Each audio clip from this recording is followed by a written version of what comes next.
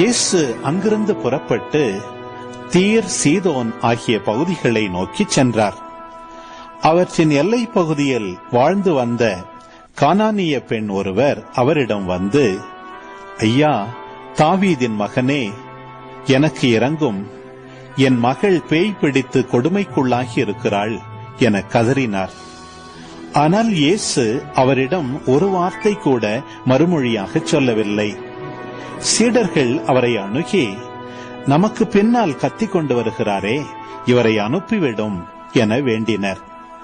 அவரோ மறுமொழியாக, இஸ்ரவேல் குலத்தாருள் காணாமற் போன ஆடுகளாய் இருப்போரிடமே நான் அனுப்பப்பட்டேன் என்றார்.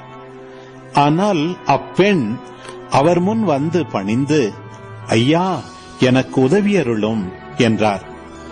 அவர் மறுமொழியாக, பிள்ளைகளுக்குரிய உணவை எடுத்து நாய்க்குட்டிகளுக்கு போடுவது முறையல்ல என்றார்.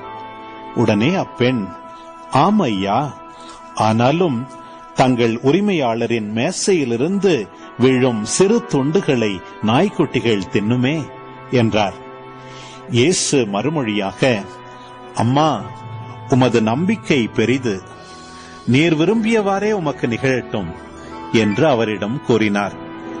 அந்நேரம் அவர் மகளின் பிணி நீங்கியது.